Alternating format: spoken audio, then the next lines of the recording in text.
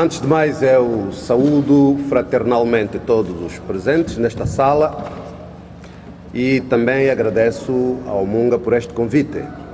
É a segunda vez que eu venho cá por terras de Benguela para dialogar e conversar com os benguelenses no âmbito da Umunga. Desta vez, como o faço como presidente da Convergência Ampla de Salvação de Angola, venho acompanhado de uma série de companheiros também dos órgãos de direção da casa e só uma deixa, parece que pararam com a luz, mas mesmo assim viram que estamos a persistir, agora vem a música. Mas não é isso que vai nos impedir de conversar. Portanto, estou aqui acompanhado da doutora Analtina Freire, que é vice-presidente da casa e é natural aqui de Benguela, por todos vós conhecida.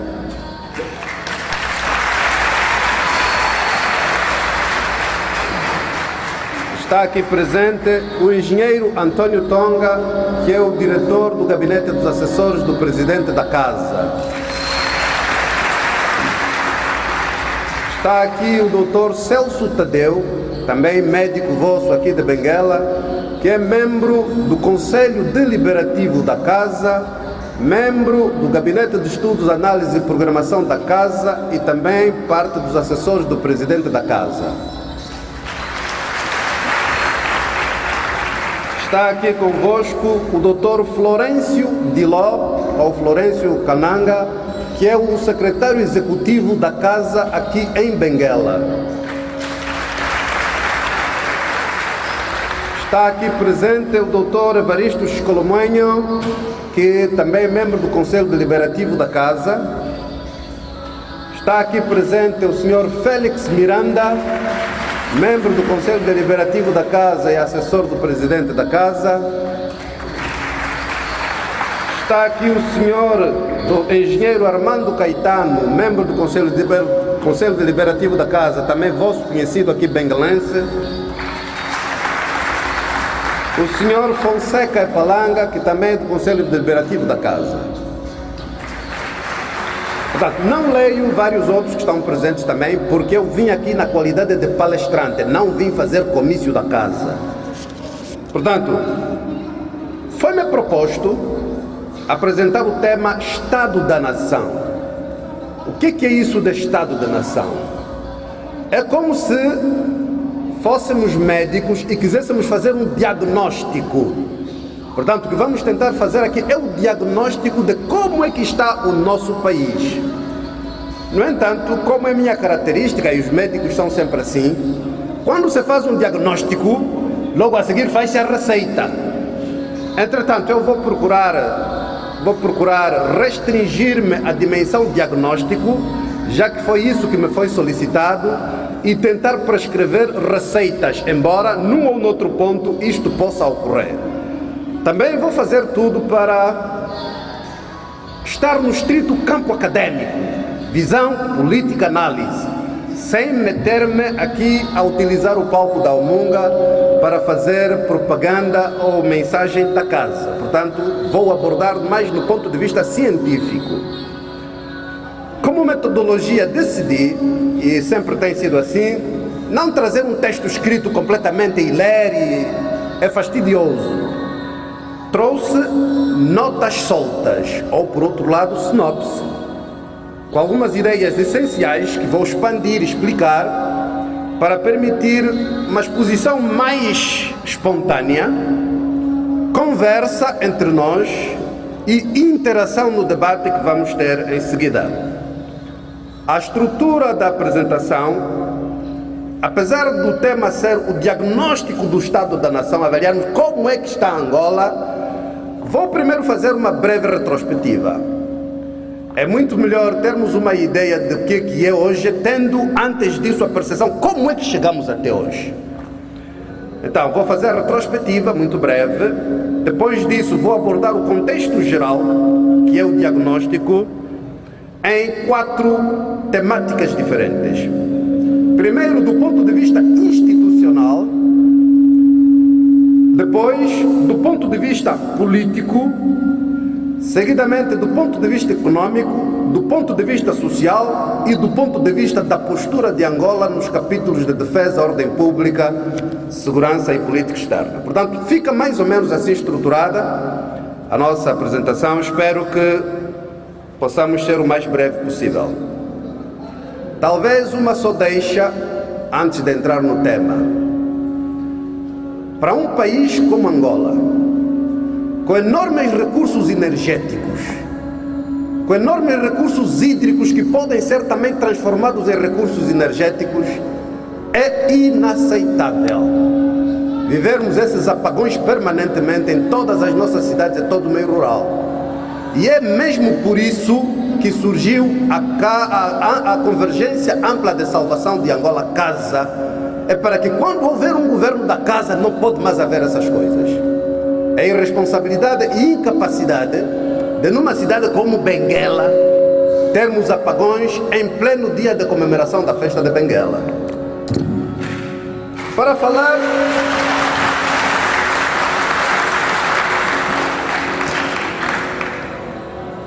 Para começar pela retrospectiva,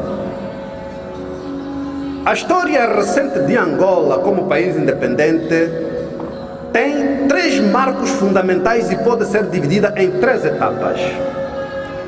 O primeiro marco, que corresponde também à primeira etapa, começa a 11 de novembro de 75 e termina a 31 de maio de 1991. O primeiro marco é 11 de novembro, que é o nascimento do Estado angolano, e esta etapa termina a 31 de maio de 1991.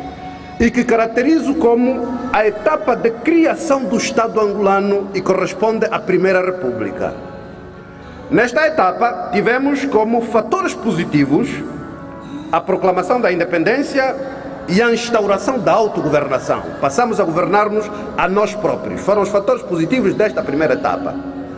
Os fatores negativos desta primeira etapa foram a exclusão política, o conflito armado civil, a presença de forças militares estrangeiras, tivemos aqui de tudo, a opção do regime pelo Partido Único Marxista-Leninista, a opção pela economia de planificação central, a destruição da estrutura econômica colonial e o fenômeno 27 de maio e suas consequências. Esses foram os fatores positivos e negativos desta primeira etapa da República de Angola. Temos depois o segundo marco e a segunda etapa. O segundo marco, que é a 31 de maio de 1991, é quando começa a segunda etapa, e que culmina a 4 de abril de 2002. Durante esta segunda etapa, que caracterizo como o início do processo da reforma do Estado angolano e a instauração da Segunda República. Portanto, esta segunda etapa foi o início do processo de reformas do Estado e instauração da Segunda República. Fatores negativos desta etapa, ou começo pelos fatores positivos desta etapa. Fizemos a primeira reforma constitucional que trouxe a democracia, tivemos a institucionalização dos direitos de cidadania, a opção pelo pluralismo político, a opção pela economia de mercado e livre iniciativa privada. Tivemos nesta etapa a conclusão da retirada de todas as forças militares estrangeiras de Angola. Tivemos a instauração durante esse período do GURN, Governo da Unidade e Reconciliação Nacional, e a sua sobrevivência no pós-1998. E tivemos a restauração pública da liberdade religiosa, porque até 1991 a prática da religião era quase que proibida.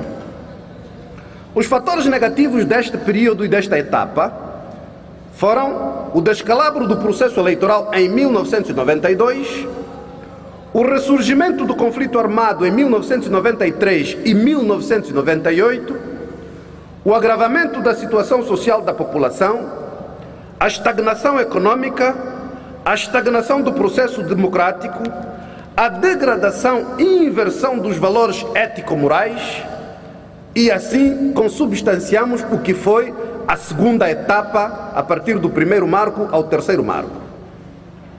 O terceiro marco inicia a 4 de abril de 2002 e é o período que ainda vivemos agora, portanto, até este momento, e que teve como fatores positivos a paz,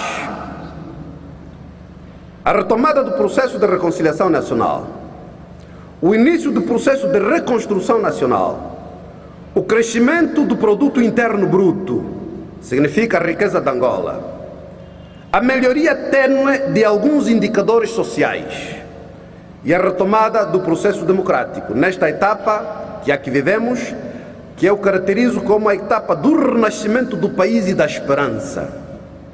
Mas também tivemos fatores negativos, que vão desde o crescimento do fenômeno do enriquecimento ilícito e com nítidos índices de origem duvidosa, a continuidade da exclusão social e consequente pobreza de mais de 65% da população, o agravamento da degradação e inversão de valores, a fabricação de uma maioria parlamentar asfixiante em 2008, a segunda reforma constitucional com o surgimento da Terceira República de natureza autoritária e a continuidade do conflito em Cabinda. Estas foram as características do nosso passado que vem até hoje. São as características do passado. E é em função dessas características que vamos agora abordar o quadro presente. Qual é o diagnóstico? Se pudermos fazer uma caracterização geral, antes de entrar nos detalhes, podemos dizer que Angola está hoje transformada num Estado politicamente bloqueado. Repito, Angola está hoje transformada num Estado politicamente bloqueado, economicamente com potencial de viabilidade e socialmente em risco de falência em consequência da sua estrutura social de alto risco. Esta é a caracterização geral de Angola. E nós, os angolanos, estamos como? Do meu ponto de vista, os angolanos, na generalidade, vivem divididos. De um lado, entre o otimismo e a esperança, que tardam a transformar-se em factos de vivência. Portanto, a paz trouxe otimismo, o ambiente trouxe otimismo e esperança, mas as transformações na vida de cada um tardam. E por outro lado, os angolanos lutam para não se deixarem vencer pelo desencanto, pela desilusão e pelo desespero, perante a vida que não melhora, enquanto constatam a opulência de uns poucos. Ao mesmo tempo temos otimismo, mas a vida não melhora. E ao mesmo tempo estamos a lutar para não ficar frustrados, porque estamos a ver que os gatunos, todos os dias, a opulência aumenta. E esses gatunos são os governantes. Esta é a caracterização geral da maneira como hoje, do ponto de vista psíquico, do ponto de vista emocional, estamos. Do ponto de vista institucional, como é que está o nosso país? De uma forma geral, as reformas ou o processo de reformas institucionais iniciados em 1991, é por isso que eu disse que em 1991 iniciou o processo de reformas. E então como é que está esse processo de reformas? É o que eu digo. O processo de reformas institucionais iniciado em 1991 estagnou completamente. O regime no poder não demonstra nem vontade política, nem convicções para dar continuidade às reformas que o contexto atual exige. E vou detalhar. Qualquer coisa que se faz na vida, o primeiro elemento a ter em consideração é o processo. Queremos fazer o quê? E aqui também se põe a mesma coisa. Que tipo de sociedade queremos nós construir? Que Angola queremos nós edificar? E neste capítulo não há reformas ou não há indicadores sobre a clarificação do projeto de sociedade que se pretende implementar em Angola, sobretudo ao nível de valores, princípios e postura como fatores básicos para a construção de uma sociedade saudável. Ao construirmos uma sociedade, nós temos que determinar que valores, sobre que bases. Ao construir o edifício, a primeira coisa é o alicerce. Você não vai construir o teto, não vai construir as paredes, o alicerce. O que é que vai sustentar o edifício que nós queremos construir? E esse alicerce tem que ser de valores, os caboclos, tem que ser de valores. Ora, uma abordagem rápida sobre alguns fatores dos nossos valores hoje. Estamos muito mal. Muito mal. E eu vou explicar porquê. Nós temos hoje a dicotomia de definir, afinal, o que é o serviço público versus aproveitamento. O que é isso? Quando nós elegemos os governantes, quando votamos os governantes ou quando os governantes são nomeados, são para eles serem os nossos gestores dos nossos recursos para nosso benefício. O que é que isso quer dizer? O governante da província, o presidente da república, os ministros, nós só os colocamos lá, é para eles pegarem no nosso petróleo, nos nossos diamantes, na nossa água, nas nossas florestas e fazerem com que governem esses recursos para nosso benefício. É para nós, porque são nossos, eles só são os nossos gestores. Pronto, esse serviço é prestação de serviço público. Agora o que é que acontece? O que acontece na nossa sociedade é o contrário. Eles chegam lá e aproveitam-se dos nossos recursos para benefício deles, em vez de ser para benefício dos cidadãos. É aqui onde está a dicotomia entre serviço público e aproveitamento das funções públicas para benefício próprio. Temos o problema: que tipo de sociedade queremos construir quando nós temos a contradição entre honestidade e esperteza? Entre honestidade e esperteza. O que é isso? Quando nós votamos os governantes que estão lá, esperamos que ao desenvolverem o serviço público para utilizarem os nossos bens para nosso benefício, façam-no com honestidade. No nosso caso não, os governantes fazem-no com esperteza, porque hoje ficou quase um facto social aceite de que quando alguém é nomeado tem 3 anos ou 4 anos para resolver todos os problemas da vida e dos seus familiares. E se um dia o governante sai pobre, a ideia geral fica: oh, foi um parvinho, não foi esperto, está pobre outra vez, ele foi ministro. Mas quando é ministro é para serviço público, não é para servir-se. Mas temos essa dicotomia, essa contradição, em que a sociedade hoje, como valor, aceita que quando a pessoa é governante, tem que resolver os problemas todos da vida dele. E se for assim, que cultura estamos a inculcar nas gerações vindouras, se cada pessoa quando vier tiver que ser governante e depois tem que fazer aproveitamento sendo esperto, em vez de ser honesto? Porque hoje em Angola ser honesto é atraso, é preciso ser esperto. Que sociedade vamos construir assim? Temos o problema de definição. Afinal, o que é essencial? É trabalho ou é emprego? São coisas diferentes. O emprego, eu quero só ter o meu nome, está fixado lá, sou o diretor de tal, de tal e de tal. De vez em quando passo lá, assino o livro de ponto, vou-me embora. Outra coisa é trabalho. Eu tenho a responsabilidade de cumprir X tarefas e eu vou desenvolver o meu trabalho. Hoje nós estamos a criar uma sociedade em que o mais importante é ter o emprego, não é o trabalho que vamos desenvolver. Desafio para vocês, os jovens. Infelizmente também estamos a enveredar para a dicotomia, a contradição do conhecimento versus diploma. O mais importante quando vamos na escola é adquirirmos conhecimento, sabermos, ou é o diploma no fim? O que é que vai nos servir o diploma de médico se depois não sabemos operar e vamos matar as pessoas? Não é verdade? As pessoas estão mais preocupadas, vou namorar com o professor, vou fazer, pagar gasoso ao professor, a nota sai. Para o diploma. Mas depois é um engenheiro que vai construir casas que caem. É um eletricista que depois não temos luz esta hora.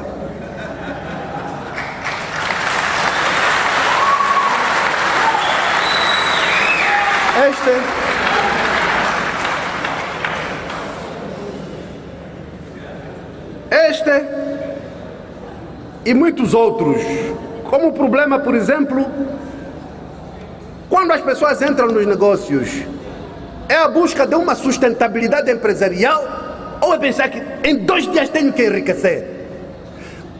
Nós aqui em Angola hoje criamos a cultura de que quando a pessoa entra no negócio tem que ter lucro de 300%, depois de 2 semanas enriqueceu, foi já buscar o Land Cruiser dele. Mas que o negócio não tem sustentabilidade. Que valores estamos a estruturar na nossa sociedade para que tipo de país? E nesse aspecto, lamentavelmente, o nosso regime desistiu. E são eles que fabricaram todos esses vícios que hoje imperam na nossa sociedade.